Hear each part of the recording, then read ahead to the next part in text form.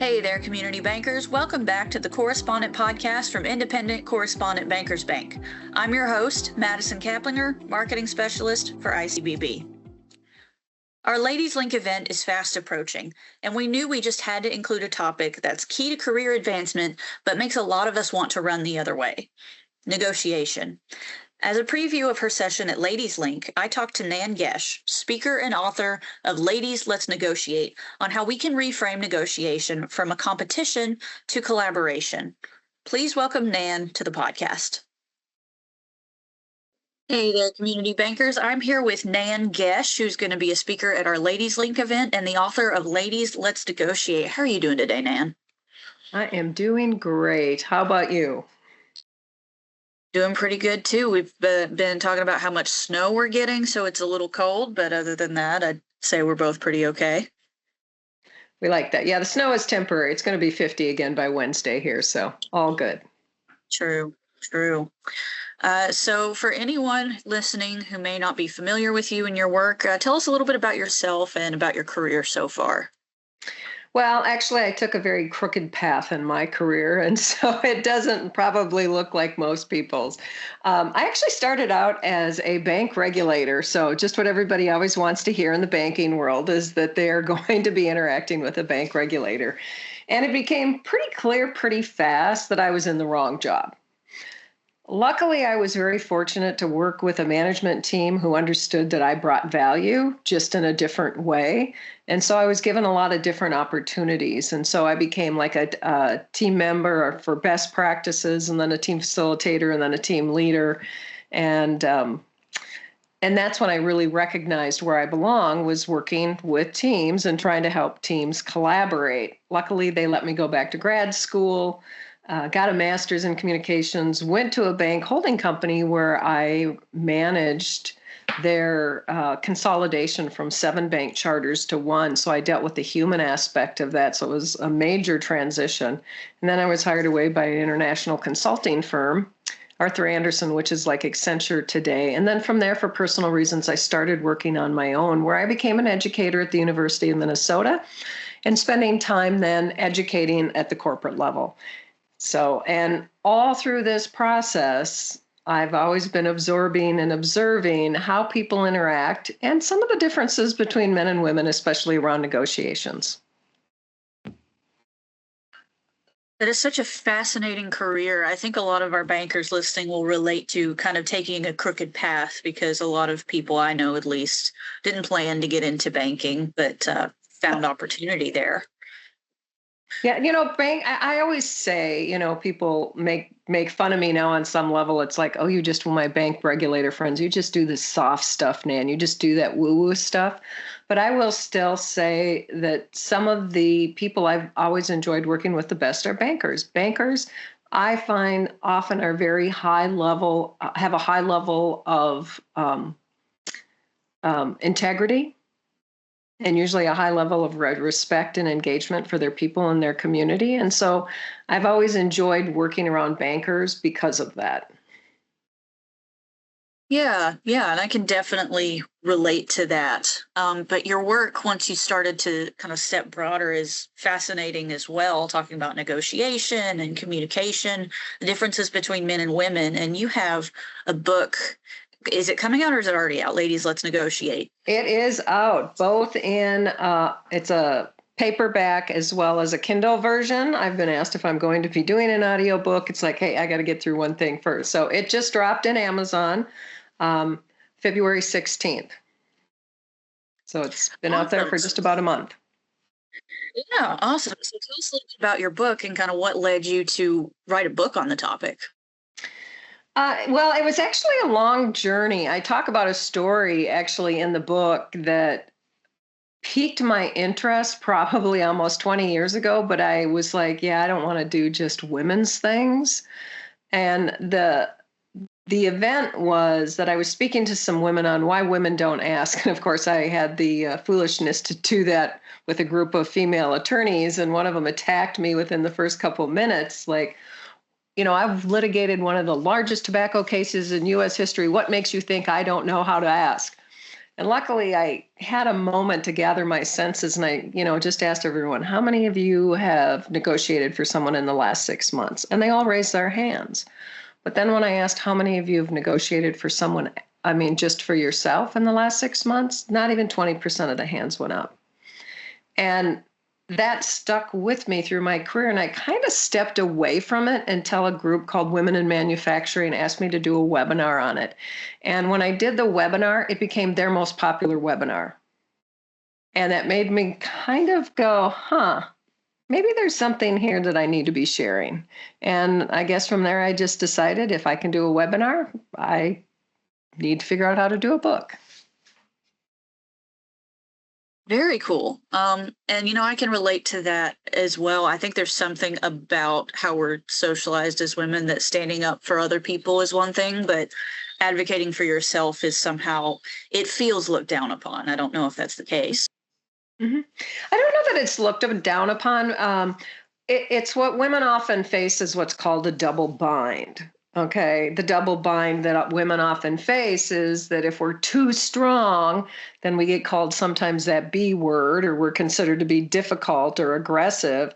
But if we're too soft, then we're considered a doormat. And I think the thing that's interesting for me is that, men don't face that same double bind. In fact, research has shown, not to get all nerdy about it, that, women in their performance reviews often get feedback on their personal style. Almost never happens to men. So that personal style, our language and the way we show up and the way we insert ourselves is judged under a microscope more often than it is for a man. That makes a lot of sense. And please feel free to get nerdy. Bankers, we love our numbers, right? Well, the numbers are actually like 66% of women receive negative feedback for their performance. And from a personal style, research says it's only about 1 for men. That's just shocking. That is shocking. Yeah, that does kind of shock me. I knew the phenomenon, but not, for it to be at that scale. Yeah. That's a little crazy. So, we're talking about negotiation. We're kind of talking about it from a career advancement standpoint, particularly in banking. So, raises, promotions, year-end reviews, things like that. So tell us a little bit about the importance of negotiation to career advancement. I don't think it's something that we can write off as like, no, I don't need to worry about negotiating for myself. So what are some numbers, if you have them, to what negotiating for yourself can actually do for your career?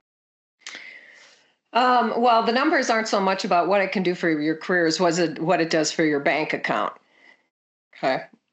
So, a good banker, and I don't have the numbers in front of me. I didn't think to pull them up, but I use some of those numbers in the book, is that just imagine, you don't negotiate your starting salary and your coworker does, and they start at $2,000 more than you do in a year. Well, imagine that $2,000 compounded, and just assume that they ask maybe for a 4% raise when you ask for a 3% raise.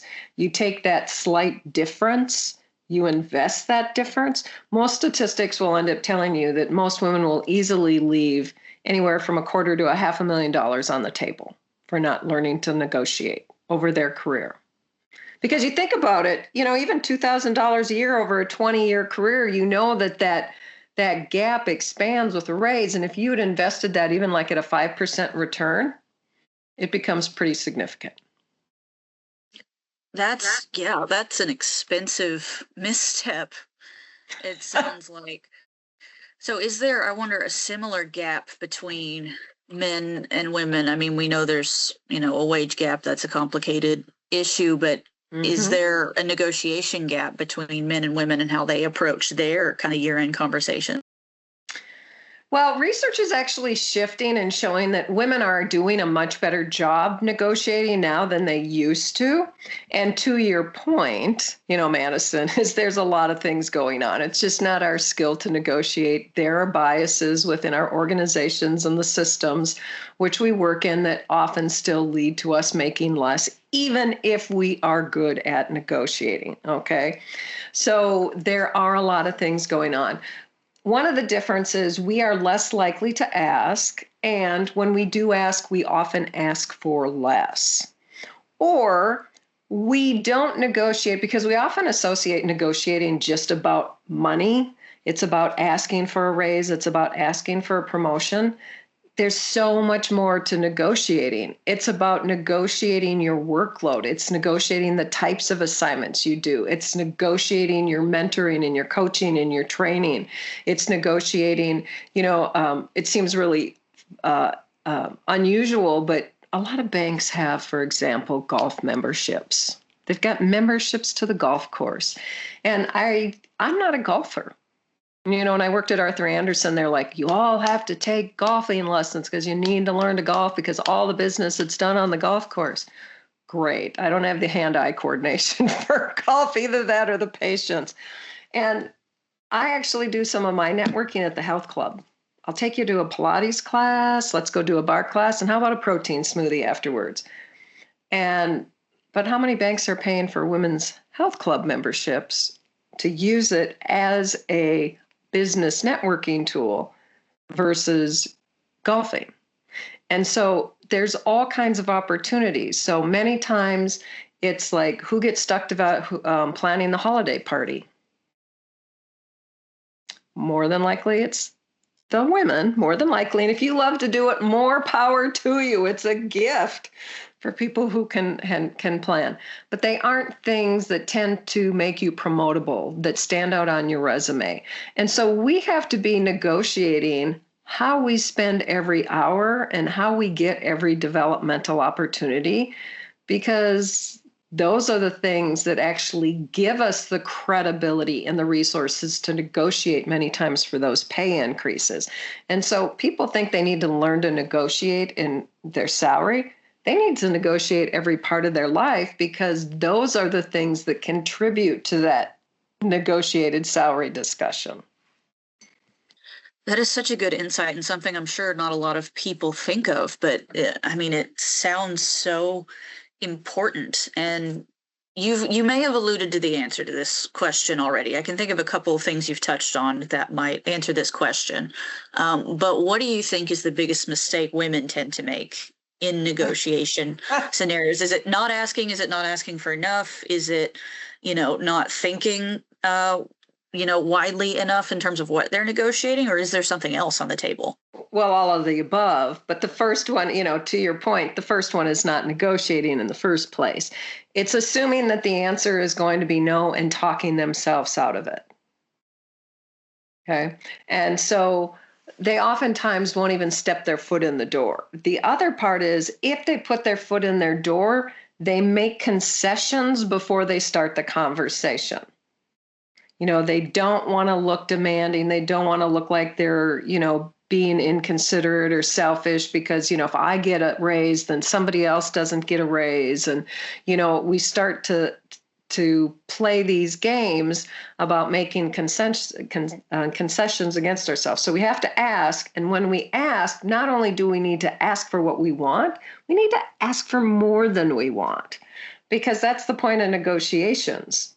Usually we don't get exactly what we ask for. It's kind of a give and take. So if you want a 10%, say an 8% raise, you don't go in and ask for an 8% raise. You ask for a 10% raise on the assumption that maybe we'll get to where I really want to be. And so those are the first two biggest issues women have, is not asking, but then selling themselves short when they go into the conversation.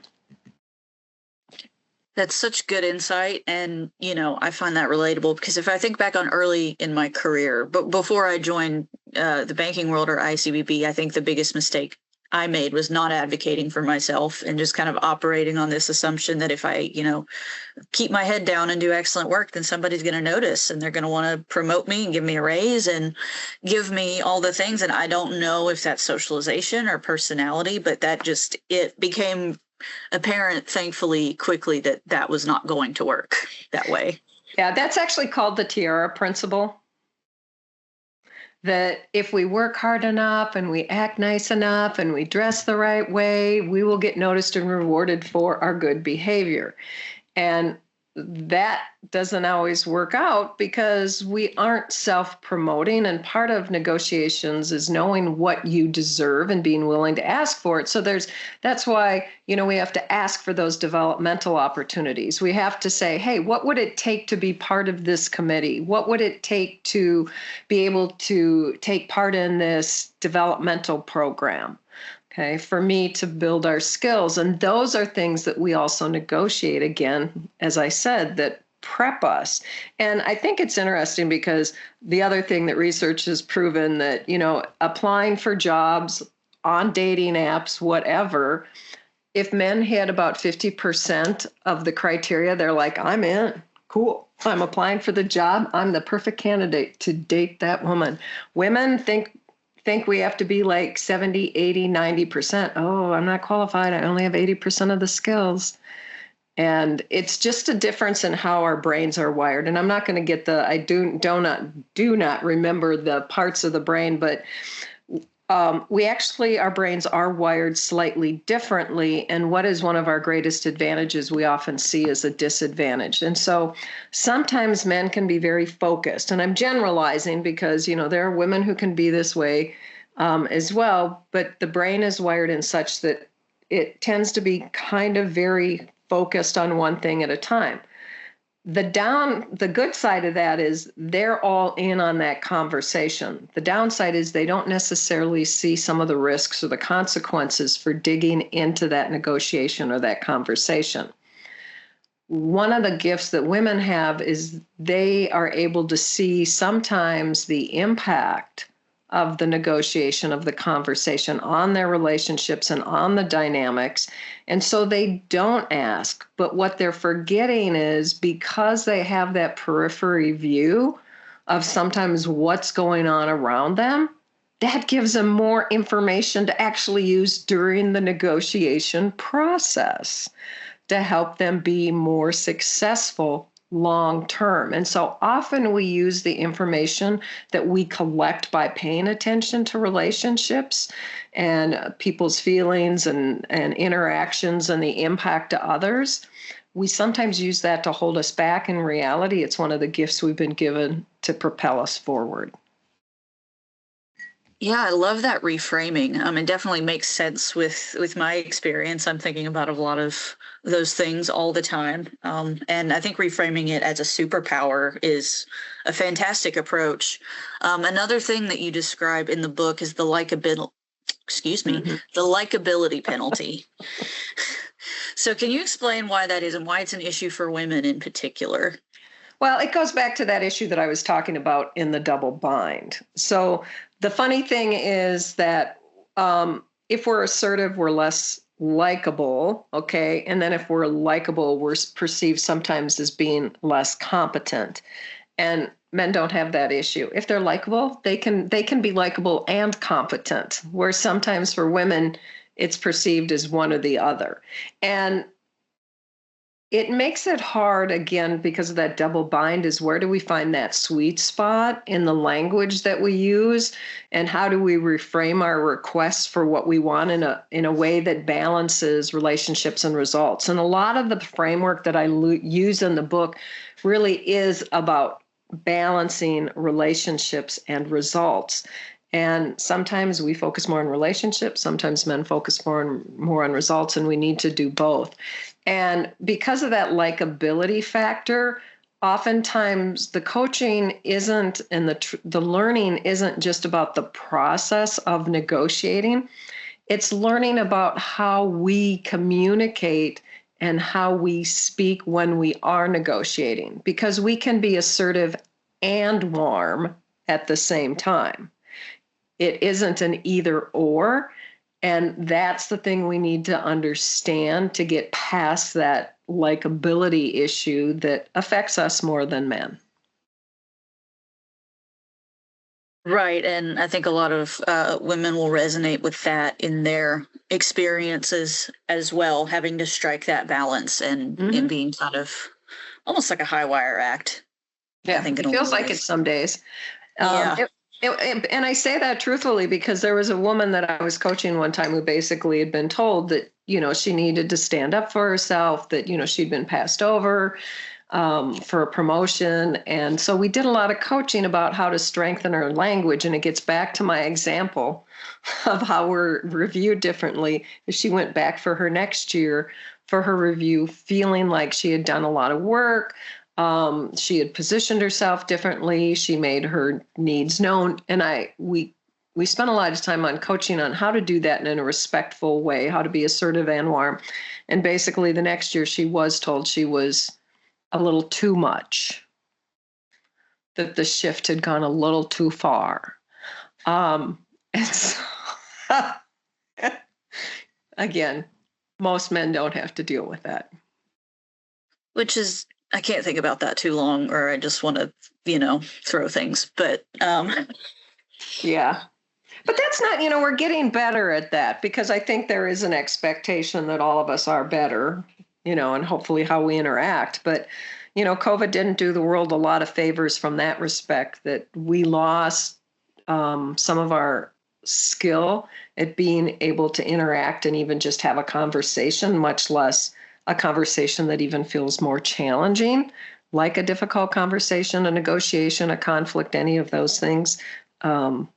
Those skills have weakened, I think, in the last 5 years. yeah, unfortunately, I think you're probably right about that. But I want to switch gears a little bit and get specific to banking. As you said earlier, negotiation isn't just about the starting salary. It can be a lot of things. And in, a bank setting, that could be a board seat or succession tracks, trainings, things like that. And that it probably presents some of its own challenges when you're within a smaller family owned institution. So, how can women approach negotiating for some of these things within institutions that are smaller or family owned or very community centric, and some of the dynamics that can come along with that? Well, family-owned banks are always a special beast in and of themselves.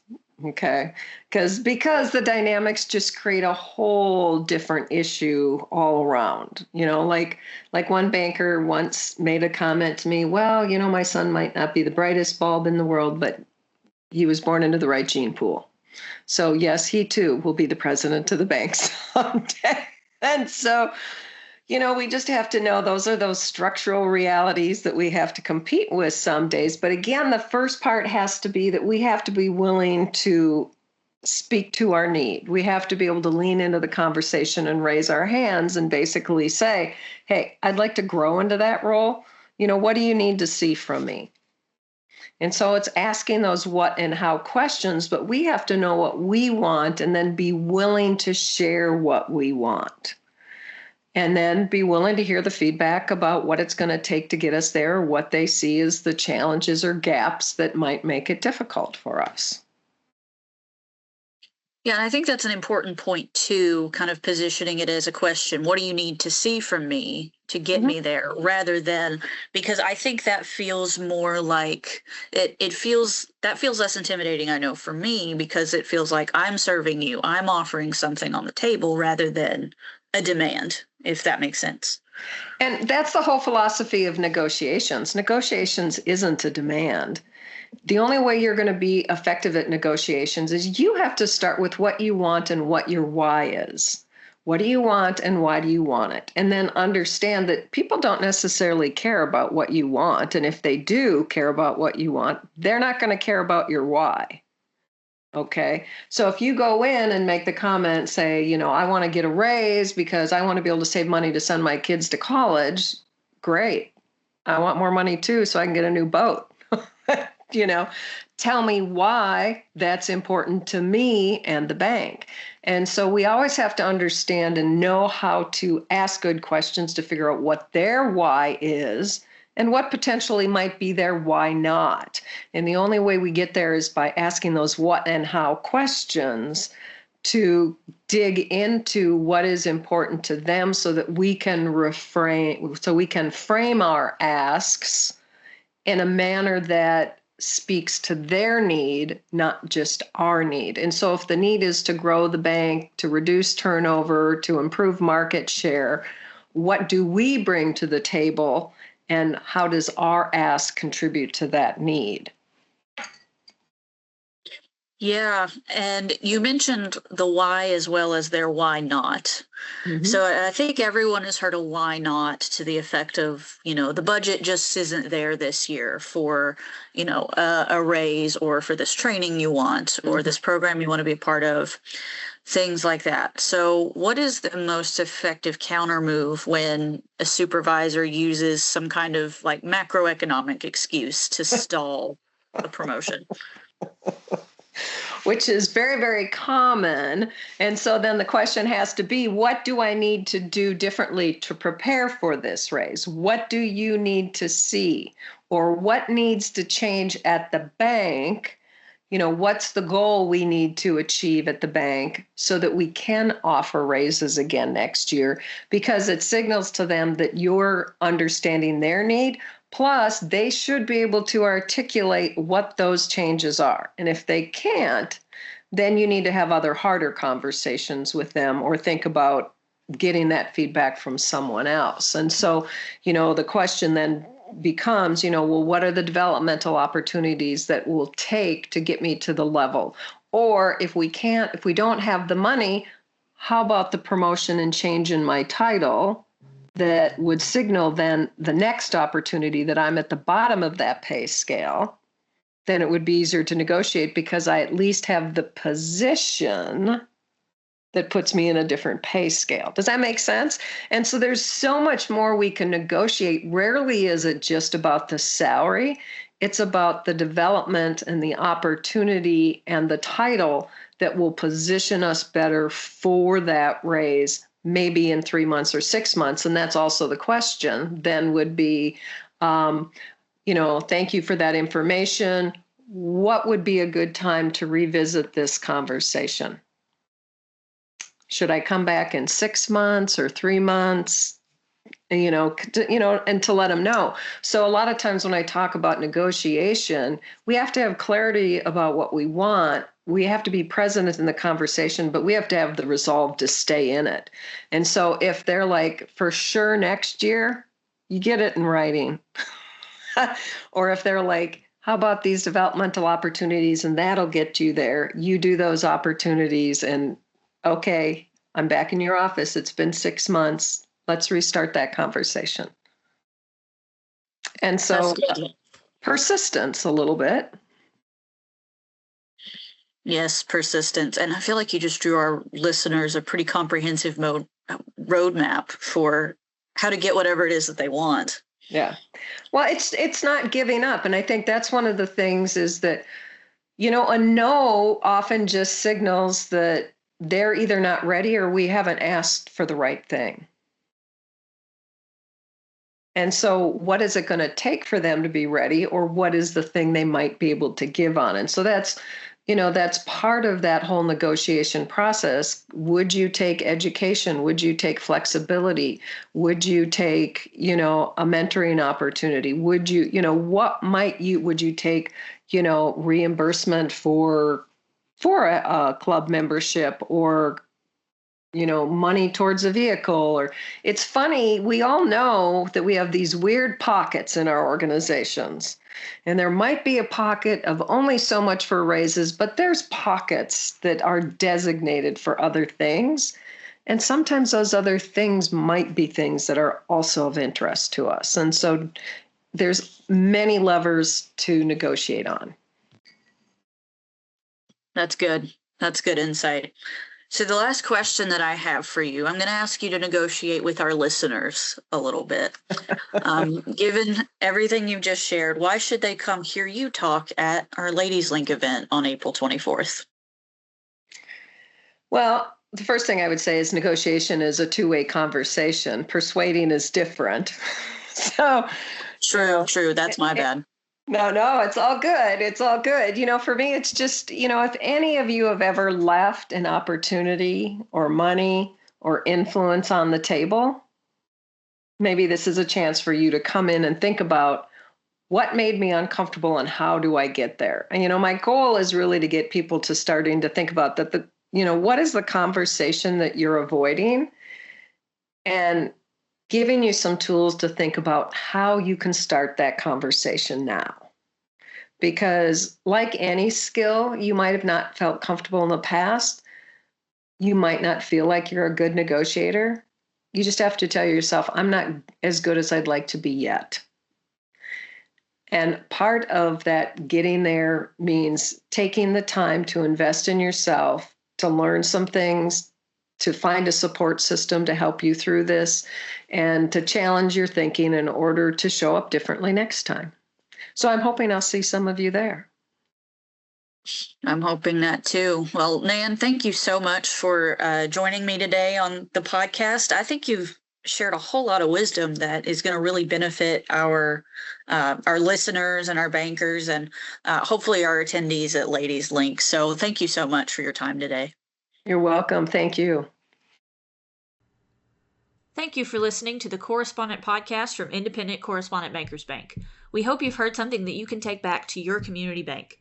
Be sure to follow us wherever you get your podcasts. If you're listening on Apple Podcasts, leave us a rating and review, or on Spotify, turn on the notification bell so you never miss an upload. See you next time, community bankers.